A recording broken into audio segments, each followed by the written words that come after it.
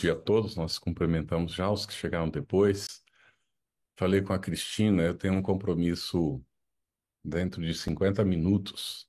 E então, quando faltar 10 minutos para terminar, a gente encaminha para a prece que ela pediu para a gente fazer no final, para a gente encerrar uns 5 minutinhos antes para dar tempo de eu entrar para outra sala, tá bem? E, bom, esse tema, a regeneração da humanidade, ele tem sido objeto das nossas meditações há algum tempo. E a gente se pergunta, não é? E há muita dúvida dentro do movimento, inclusive pessoas que não concordam ainda, mas o que nós observamos é que nós estamos nesse período que foi anunciado, e a gente vai então aqui argumentar com vocês por que que a gente tem essa convicção de que a humanidade adentra o período da regeneração. Primeiro, é importantíssimo que nós, como espíritas, compreendamos que o Espiritismo é o Consolador prometido. Nós não temos a menor dúvida que Allan Kardec codificou o Espiritismo com três aspectos como doutrina, colocando o aspecto científico e deixa bem claro que não é ciência como a ciência dos homens, mas uma ciência que vem propor como objeto de estudo a existência do espírito e a sua comunicação com os seres encarnados, e coloca que o Espiritismo, dentro dessa doutrina, é uma filosofia que nasce do contato com os espíritos, do ensinamento que os espíritos vão trazer, e ele vai observando e chega à conclusão e registra no item 56 do capítulo 1 do livro A Gênese, que a moral que os espíritos ensinam é a do Cristo, porque não há outra melhor. Aí, já de imediato, as pessoas se dizem assim, espera aí, né? Já está colocando de fora os muçulmanos, os budistas. É, bom, não é de forma nenhuma essa a intenção e não é o que acontece, porque, na realidade, nós reconhecemos, e desde o início foi revelado, informado para os espíritas iniciantes na França, que Jesus é o governador do planeta. Mas esse não é um conhecimento novo. Isso é um conhecimento que existe desde a época em que ele esteve junto de nós. Então, hoje nós compreendemos em mais plenitude. Se Jesus é o governador do planeta, o que acontece no planeta acontece sob o seu beneplácito. Então, Buda veio porque Jesus o mandou, o enviou. O Zoroastro veio porque Jesus o convidou para vir realizar a tarefa na época própria. Então, nunca faltou para a humanidade o amparo necessário, a orientação que pudesse guiar os seus passos no rumo do bem. E isso se repetiu nas diferentes épocas para os diferentes povos, até o momento que ele mesmo, condoído com a nossa ignorância, com a nossa rebeldia, ele então veio pessoalmente e esteve junto de nós. E na expressão de Emmanuel, é o espírito mais puro que já pisou aqui na Terra. E quando Allan Kardec pergunta se Deus ofereceu para a humanidade alguém que poderia servir como modelo e guia, os espíritos simplesmente respondem: vide Jesus, ou simplesmente Jesus. Então, Jesus é o nosso modelo e guia. E ele é o governador deste planeta. Então não há nenhuma exclusão, porque a moral que ele apresenta é a mesma moral da essência de Lao Tse, de Hermes Trismegisto, na essência do que Buda ensinou, na essência de que todos os reveladores ensinaram, e na essência do cristianismo, mas nós nos afastamos da proposta. Nós nos afastamos da proposta. Se nós tivéssemos seguido a orientação dele desde o começo, nós não teríamos essa multiplicidade de seitas cristãs no mundo, que ultrapassa mais de 3.000 hoje. Só protestantes deve ter aproximadamente umas 2.000. Então, cada um acha que sabe qual é o caminho e a forma de chegar no céu e se apresenta como salvador da humanidade e cria uma religião. E assim vai a situação quando Jesus, quando esteve junto de nós, numa conversa com a mulher samaritana, E a gente precisa situar isso. A mulher na época não era contada. O judeu não podia se dirigir a uma mulher sem que ela estivesse acompanhada do pai ou do marido. E Jesus está sentado ali no poço de Jacó e vem a mulher para recolher água. Ela, lógico, fez questão de ignorar a presença dele. E a gente supõe que quando ela estava tirando a água, ele diz assim a ela: mulher, dá-me de beber. E ela levou um susto e deu-lhe uma bronca para se defender, porque afinal de contas ele era judeu, ela era samaritana, ele estava se dirigindo a uma mulher samaritana. Além disso, ele era homem e ela mulher, e ela estava sozinha. E ela então pergunta: como tu te atreves a me pedir água? E ele então serenamente responde a ela: se soubesse com quem falas, a mim me pedirias água. Eu te daria de uma água que, uma vez que tomasses, não sentirias mais sede. Quem é que não quer essa água? Ela então quis falar com ele, né? Continuar a conversa.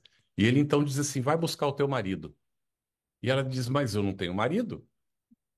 A resposta dele: ah, é verdade. Dos 5 que tiveste, esse com quem estás agora não é teu marido. Ah, meu Deus, ele é profeta. Ah, agora sabe da minha vida. É desse jeito que acontece ainda hoje. Enquanto está ensinando, passando um ensinamento que é essencial para a nossa alma, a gente não presta muita atenção. Mas na hora que faz uma adivinhação, a gente fica todo aceso, não é? Aí ela esqueceu da história de buscar pai, de buscar marido, ela quis continuar conversando, né? E pergunta para ele, vai fazer a pergunta crucial. Foi uma mulher que não era contada na época, preste atenção. Olha como Jesus não discriminou ninguém nunca. Que essa questão de discriminação é um problema da nossa ignorância ao longo do tempo. Que chegamos a cogitar dentro da Igreja Católica que se mulher tinha alma. Olha o absurdo que nós fizemos no passado.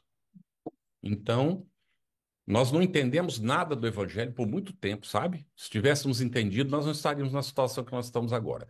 Mas nós vamos descobrindo devagarinho. Então veja lá o que acontece. Ela pergunta para ele: Senhor, onde é o local para adorar a Deus? No templo, como dizem vocês, os judeus, ou aqui no morro, como dizemos nós, os samaritanos? Porque eles tinham feito um templo próprio para eles. Eles não eram aceitos pelos judeus.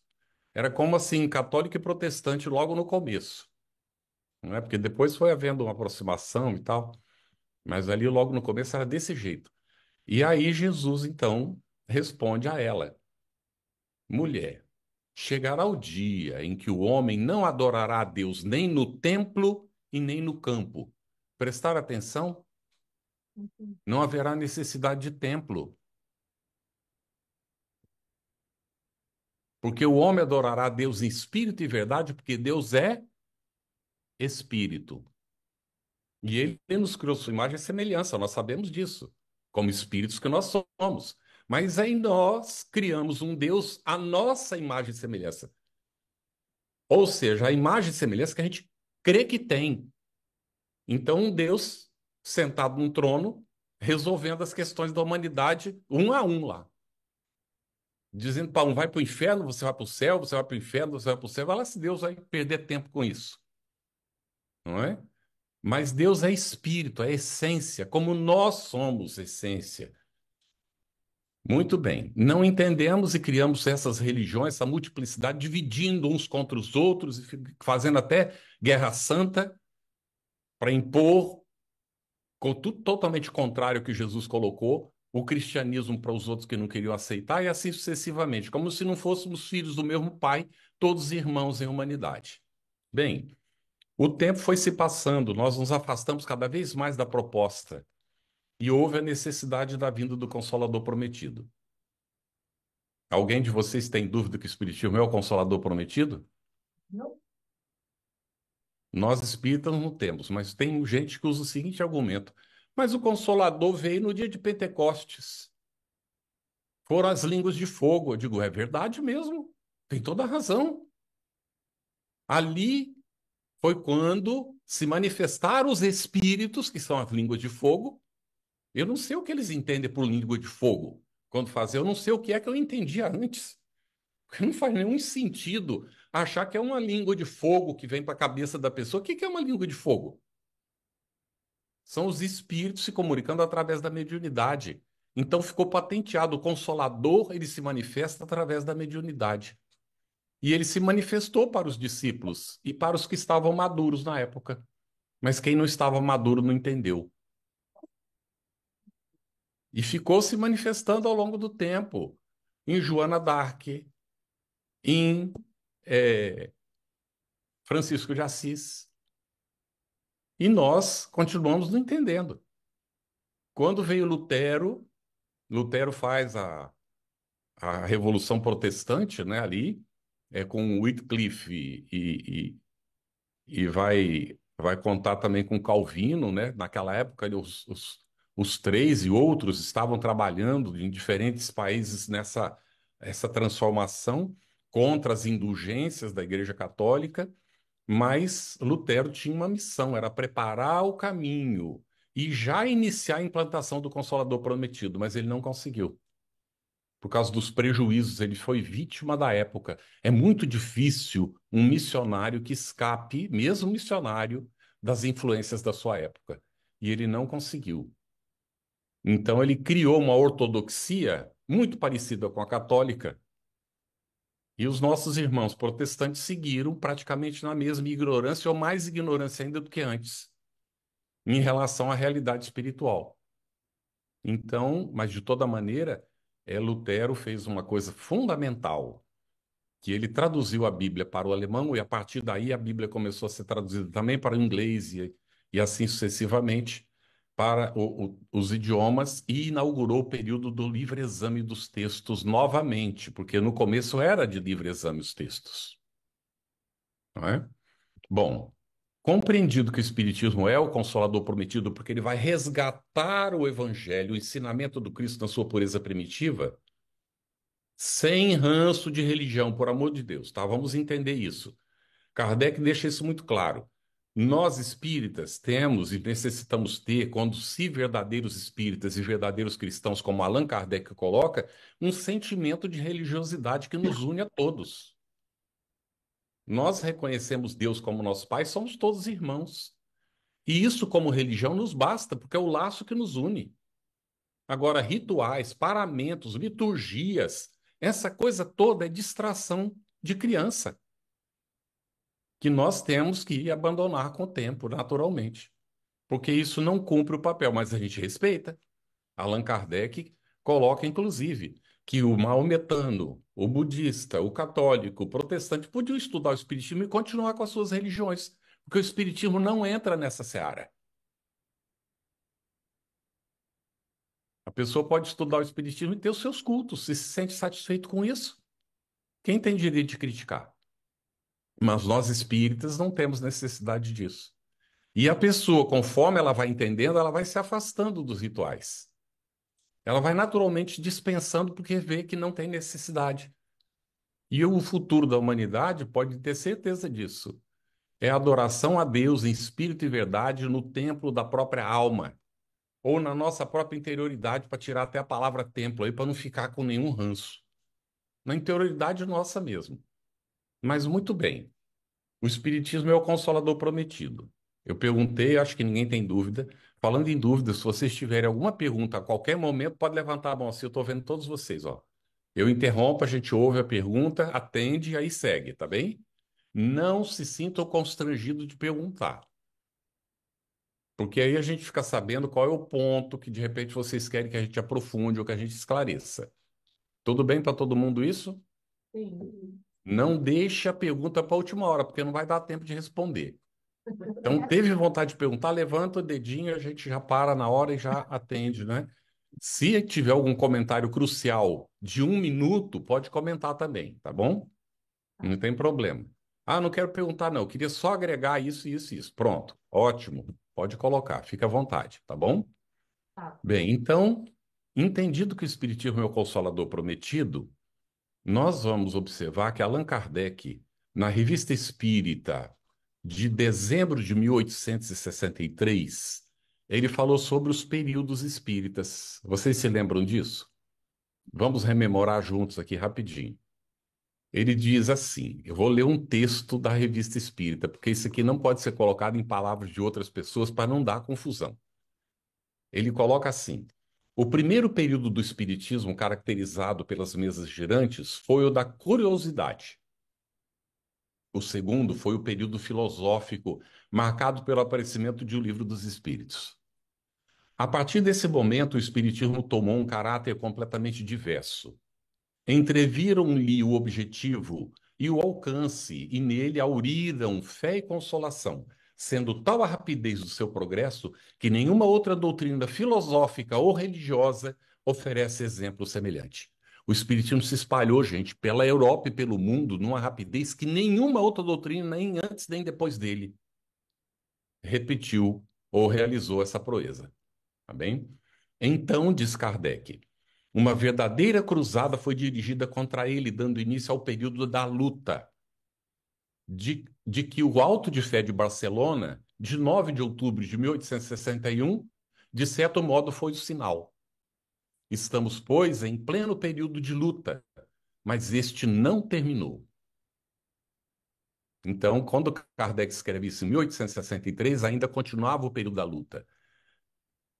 A luta determinará uma nova fase do Espiritismo e levará ao quarto período, que será o período religioso. Ouviram bem isso? Depois virá o quinto, período intermediário, consequência natural do precedente e que mais tarde receberá sua denominação característica. O sexto e último período será o da regeneração social, que abrirá a era do século XX.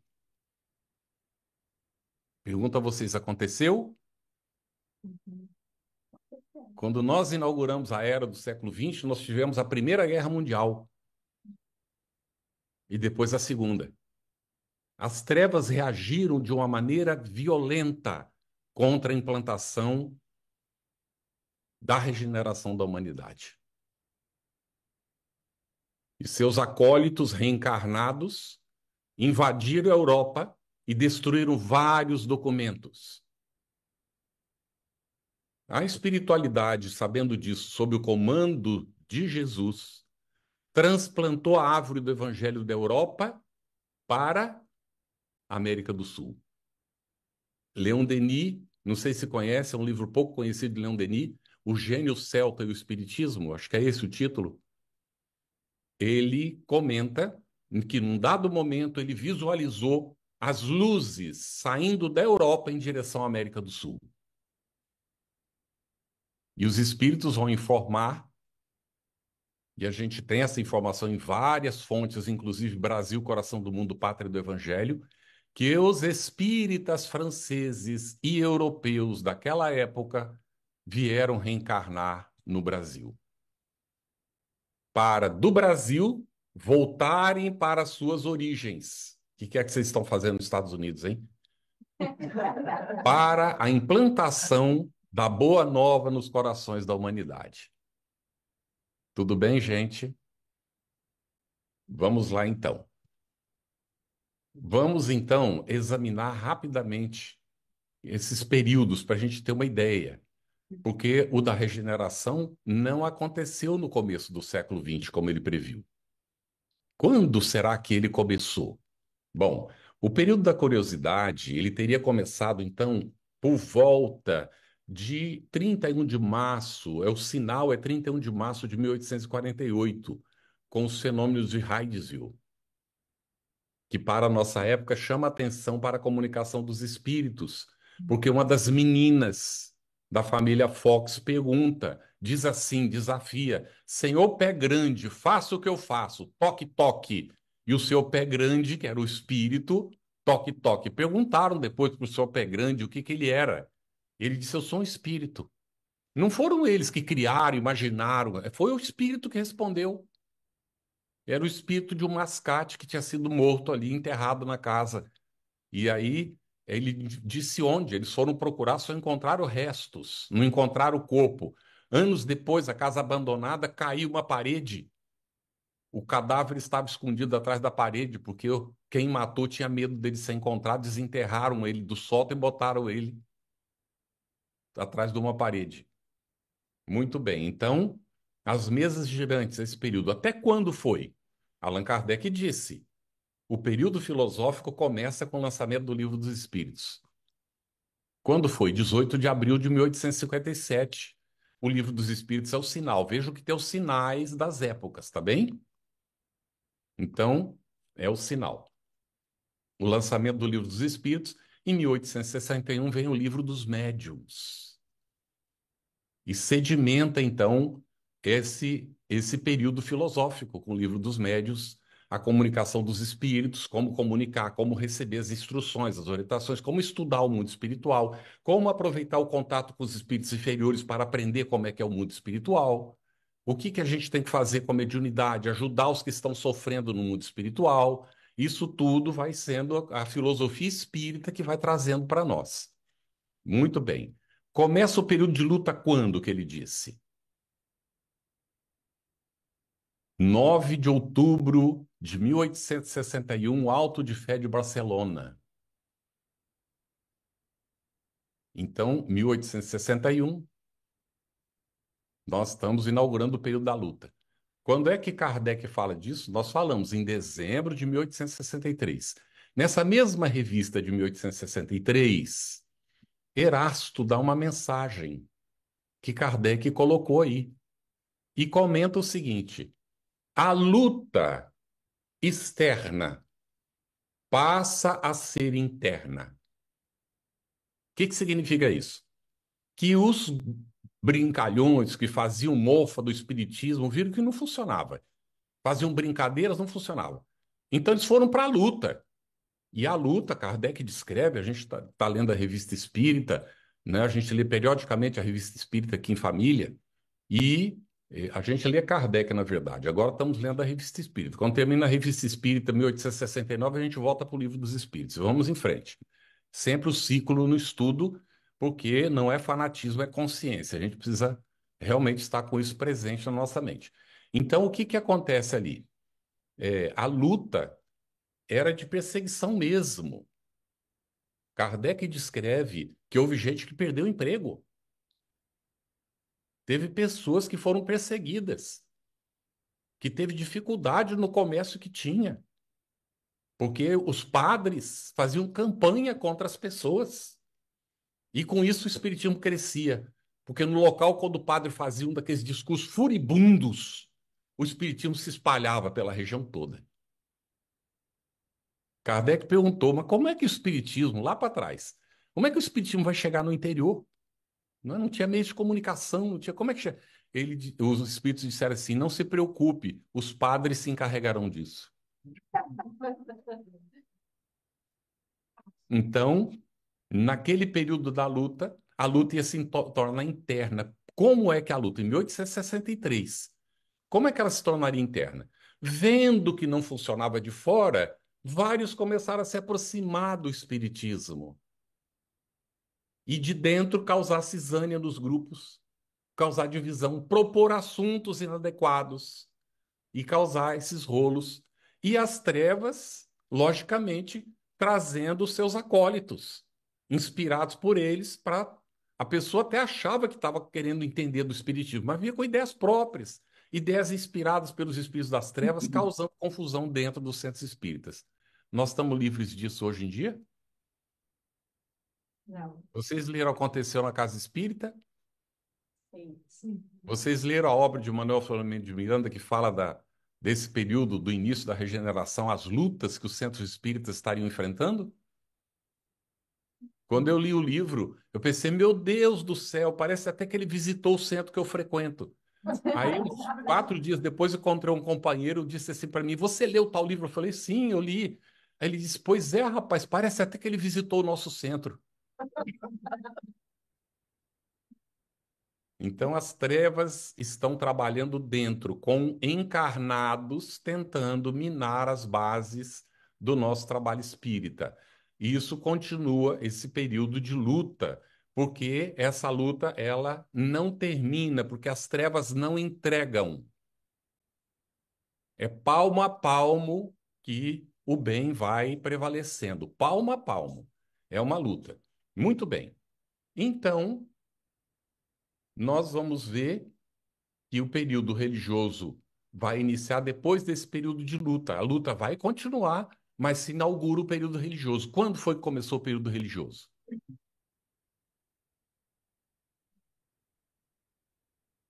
15 de abril de 1864 é o sinal. O sinal desse período, vocês viram, o sinal do período da curiosidade foram as mesas gerantes. O sinal do período filosófico, o livro dos Espíritos, sedimentado pelo livro dos Médios. O período da luta, o Alto de Fé de Barcelona, foi o sinal. O período religioso tem por sinal o lançamento do Evangelho segundo o Espiritismo em 1864.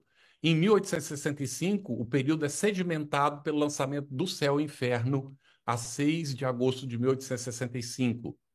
Até quando ficou o período religioso? Quando Kardec desencarnou, nós estávamos em pleno período religioso do Espiritismo. Mas a luta continuava, porque os científicos se botavam de ponta, lutando contra os religiosos.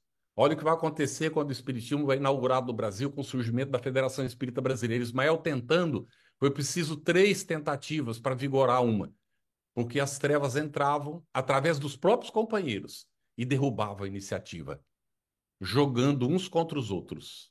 Vejam como a luta continuou. E nós estamos vivendo o período religioso. E os cientificistas lutando contra o período religioso.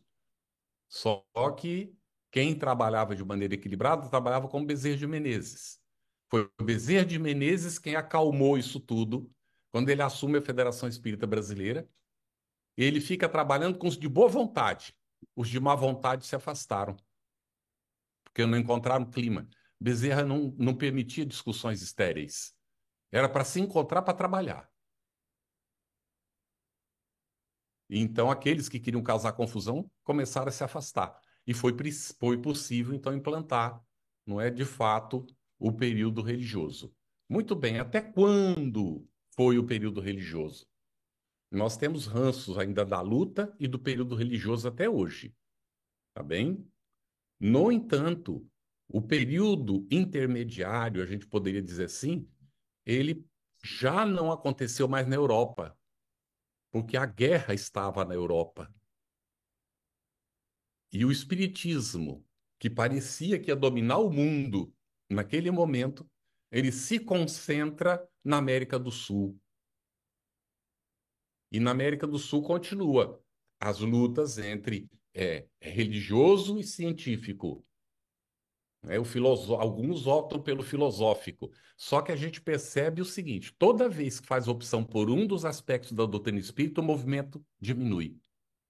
Eu não vou dar exemplo, não, porque fica muito ruim, né? Mas tem, viu? Se vocês prestarem atenção e verem a história, vocês vão ver que teve países onde o movimento chegou a ter mais de 100 centros espíritas na época, e depois reduziu para 50, 52, 45. Por quê? Porque fez opção por um período, por um dos aspectos, ou o científico, ou o filosófico, ou o religioso. Mas o Brasil não escolheu o religioso, não. O Brasil estava vivendo o período religioso do Espiritismo, com toda certeza, mas estava dentro da proposta que estava prevista. Mas o Espiritismo não ficou restrito a isso. A Federação Espírita Brasileira continuou publicando as obras que foram surgindo depois de Kardec, do aspecto científico do Espiritismo, e nós temos o maior compêndio desses livros hoje em português, graças a essas traduções que foram feitas à época, e dando apoio a todo o trabalho que aparecia sério de pesquisa de investigação.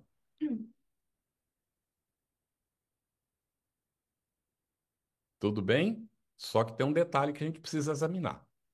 Eu vou perguntar, tem alguém na sala de vocês aqui aí, que eu estou vendo aqui à distância, é cientista? Tem algum cientista? Pode levantar a mão assim se tiver algum cientista aí. Hoje Vamos fazer não. uma concessão.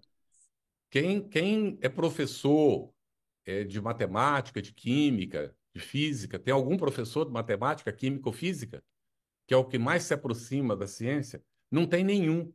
Então eu vou perguntar, vocês têm condições de fazer investigação científica aí no centro? Não. Não tem nenhum profissional da área. Como é que vai fazer? Vai fazer pseudociência se for fazer. E, infelizmente, é o que boa parte da gente faz. E aí isso denigre o espiritismo. Tudo bem? E isso prejudica o espiritismo, porque são pessoas fazendo pseudociência. Os cientistas olham isso e riem, que a gente não sabe do que está falando. Quem é que de fato faz investigação científica? Por incrível que pareça, a minha mulher acaba de ler o último livro de Raymond Moody Jr., está com mais de 80 anos. Esse homem trabalhou a encarnação inteira dele para evidenciar que a consciência sobrevive ao corpo. E ele conclui dizendo que não pode negar isso, porque as evidências são muitas. E não é só ele, uma questão de crença, é uma questão de fato. Ele não pode negar porque é um fato. E chega a dizer que para examinar esse tema, não se pode colocar o objeto de estudo dentro dos coisas, balões de ensaio, dos tubos de ensaio, porque a metodologia não pode ser a mesma. É o que Kardec mesmo colocou. Raymond Moody Jr. vai repetir o que Kardec tinha colocado na sua época, que precisava de uma nova metodologia e foi o que o Espiritismo criou para estudar, como ciência não dos homens, mas a ciência divina que examina a existência, a sobrevivência do espírito, sua comunicabilidade conosco. O Espiritismo continuou depois, logo depois da partida de Kardec, várias experiências em vários países. Muito bem. Nós temos base científica. Sir William Crookes chegou a afirmar, a Real Academia de Londres, de Ciências de Londres, encomendou para ele provar que aquilo tudo era uma fraude, que era falso. E na mesma época que ele estava recebendo a encomenda, a médium Florence Cook se apresenta. E ele vai fazer experiências durante mais de 3 anos. E quando ele compõe o relatório, que está publicado no Brasil pela FEB como Fatos Espíritas, ele diz que não pode negar o fenômeno porque ele é real. Sabe o que os companheiros dele que tinham encomendado o trabalho para ele disseram? Que ele tinha ficado senil em 3 anos, que ele não sabia o que ele estava falando. Tá bem?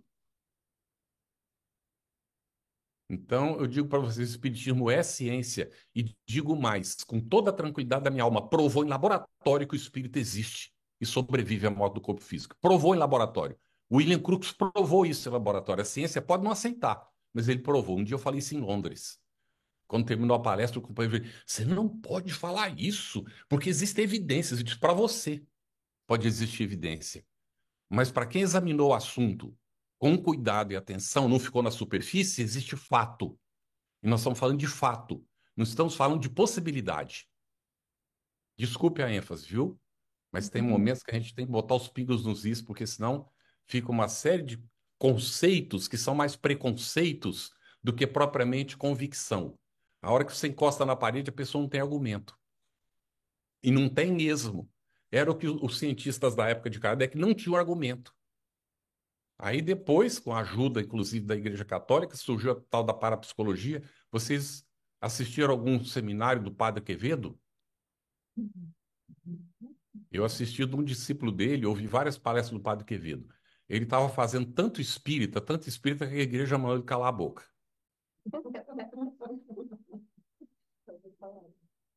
Querem que cresça? Deixa combater. Deixa combater que vocês vão ver que já já a coisa vai crescendo, vai aumentando rapidinho. Porque as pessoas vão checar. A hora que elas vão checar, elas veem que não é o que o outro está falando, mas o fato é que a coisa existe. A gente tem que entender a coisa. Então, o que que acontece? Esse período intermediário, ele pode ter começado ali próximo ou até junto do período da guerra, da Primeira Guerra Mundial. Foi nesse período que se inaugurou a primeira escola de moral cristã ou evangelização espírita na Federação Espírita Brasileira. Tudo bem? Inaugurou então o início da evangelização. Foi só em 1977, finalmente, nós conseguimos colocar para o movimento espírita ou nós conseguimos aceitar como espíritos o primeiro programa de estudo sistematizado do espiritismo, ou de estudo sistemático, se quiserem colocar assim, que foi feito para as crianças, uma vez que os adultos não aceitavam. Sabe o que que a gente fazia do centro espírita até então? Mediunidade, palestrinha pública, nem lia, tinha presidente que nem lia o livro dos espíritos, que dirá o livro dos médiuns. Aí os espíritos foram insistindo, insistindo, insistindo para a gente estudar o espiritismo, para estudar o espiritismo. E esse período intermediário vai se desenvolvendo nesse tempo todo aí, passa pelas duas guerras mundiais, e nós vamos então chegar no ano de 2010. Aconteceu um outro sinal. O sinal, ele foi assim mais evidente, tá bem?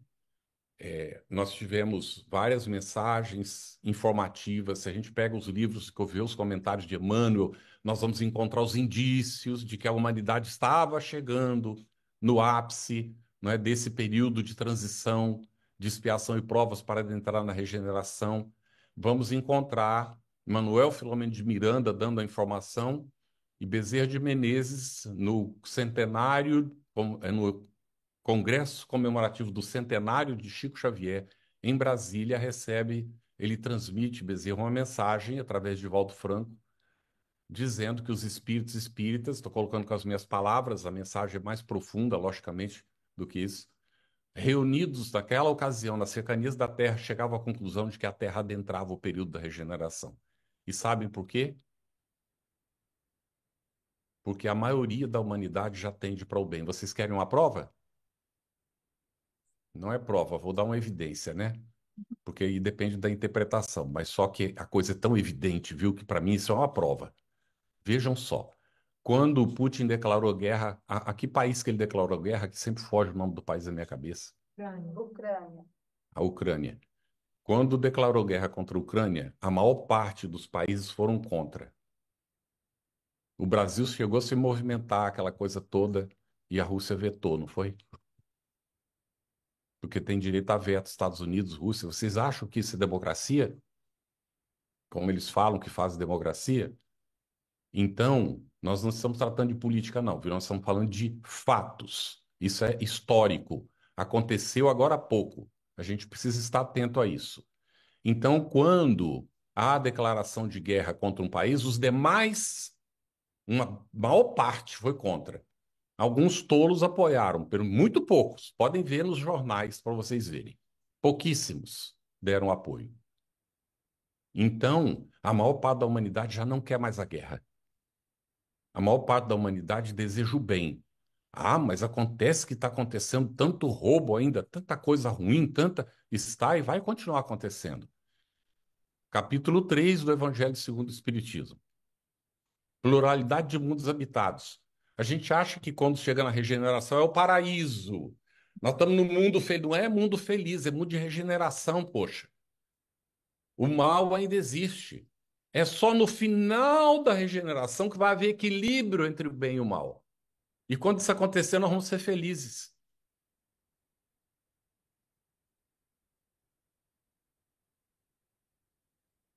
Então, todos esses argumentos aqui para colocar para vocês, nosso tempo, o meu tempo está acabando, de vocês não, o meu está acabando. Para colocar para vocês que nós estamos no período da regeneração. É o primeiro segundo do primeiro minuto da primeira hora da regeneração. Sabe o que significa isso? Do novo dia da regeneração é meia-noite e um segundo. Está escuro. Vocês acham que está claro? Eu não estou conseguindo ver ainda não. Está bem escuro. Tá certo? É o convite para a gente acender a nossa própria luz, para que a gente caminhe seguros no rumo da alvorada, auxiliando os nossos irmãos também a não ficarem mais dependentes. O espírita não pode, tem que parar de recorrer aos espíritos para resolver o nosso problema, gente. É hora da gente se posicionar, porque neste período da regeneração, e vai ficar o desafio para todos nós, é o período previsto por Kardec em que o espiritismo exerceria uma influência moral na sociedade para a transformação das suas instituições e para o aperfeiçoamento das relações humanas. Quem somos os agentes disso? para não ter dúvida. Quem somos os agentes disso? É cada um de nós que está sentadinho na cadeira, eu também estou sentado aqui falando para vocês. Somos nós os agentes disso. E como é que vai ser? Nós vamos lá fora agora pegar a pessoa e olha aqui, ó, nós estamos na regeneração, cara. Você não acordou, não? Será que é assim?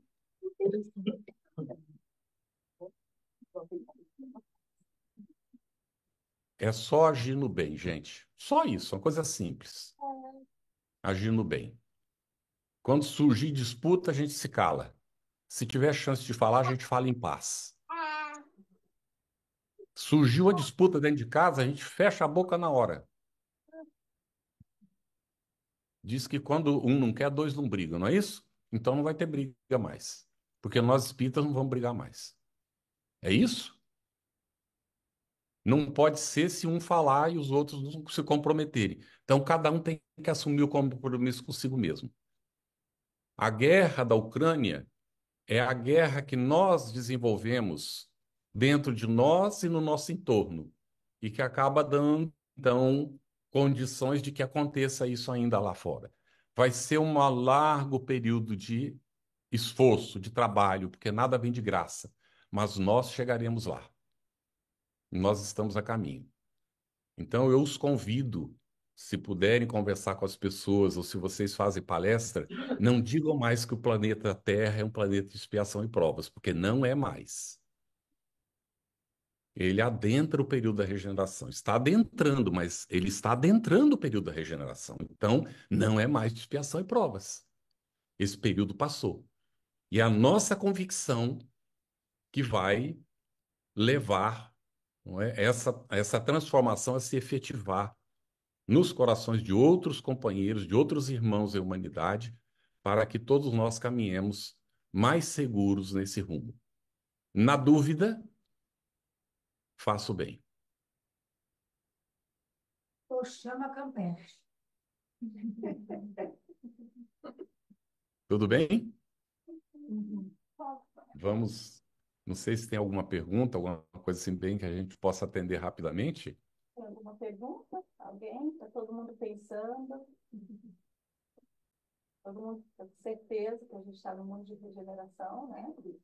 Isso aí é muito importante, né, o Topete, porque a gente sempre estuda isso no Espiritismo, e essa noção, né, de que nós não estamos mais no mundo de provas e expiações, às vezes fica nublada diante do que a gente vê, né? Então, essa compreensão de que nós estamos adentrando no mundo de regeneração e que, como qualquer período, tem a sua vivência, a sua jornada. E a gente, então, como humanidade, segue aí nessa jornada, no início da jornada da regeneração. Mas já demos um passo à frente. E assim a gente Muito bem. continua. Então, muito obrigada, querido Carlos, mais uma vez, por estar conosco. Trouxe aí esses aspectos para a gente ficar refletindo e, né, quem sabe todos nós fazermos aí o esforço de enxergarmos o mundo por uma ótica melhor. Nesse, apesar dos pesares, da gente conseguir enxergar que dias melhores virão, como muitos já vieram quando a gente olha para o passado e daqui para Muito frente. bem. Vai. Isso aí. Obrigada, Carlos. Eu que agradeço muito, gente. Vamos então fazer a prece. Agradecemos muito a atenção, carinho de vocês. E, Cristina, saudade, né? A gente está um bom tempo sem se ver, assim, fisicamente, né? Presencialmente, mas estamos inteiramente às ordens, vamos falando ao longo do tempo e vamos ver se, assim que a minha mulher pudesse aposentar, que a gente volte para Brasília, né? De maneira mais definitiva, se a gente vai ter chance de fazer uma visita geral para os Estados Unidos e Europa depois também, tá bem? A gente combina no futuro. Nossa Muito casa está obrigado, sempre gente. aberta Vamos para à você, prece. Carlos. Quando estiver por aqui, avisa para a Uhum. gente se ver. Tá bom, obrigada. Divino Mestre Jesus, nosso agradecimento, Senhor, por essa oportunidade, pelo amparo e assistência dos benfeitores amigos que não nos faltam. Agradecemos a bênção de podermos contar com o Espiritismo, que nos esclarece, nos orienta, nos fortalece, nos renova o ânimo nos consola nos momentos difíceis e nos permite perseverar na luta, porque compreendemos a realidade da vida futura. Obrigado, Senhor, pela existência dos centros espíritas espalhados por todo o mundo e por haver pessoas de boa vontade, que ainda que não sejam espíritas, também estão trabalhando pelo bem da humanidade. Que possamos nos irmanar nesse propósito de renovação, todos de boa vontade, para que o mais cedo possível nós possamos estar em plena regeneração da humanidade. Que as tuas bênçãos, Senhor, permaneçam conosco. Abençoa os trabalhadores do movimento espírita, dos centros espíritas, e que possamos todos seguir firmes nesse propósito de renovação moral para o bem próprio e o bem dos nossos irmãos. Que as tuas bênçãos adentrem os nossos lares, alcance os corações de nossos familiares e os nossos próprios, Senhor, para que em todas as circunstâncias nós possamos, nas nossas ações do dia a dia, no nosso relacionamento, refletir o teu exemplo de amor em favor de todos nós. Graças damos a Deus, nosso Pai.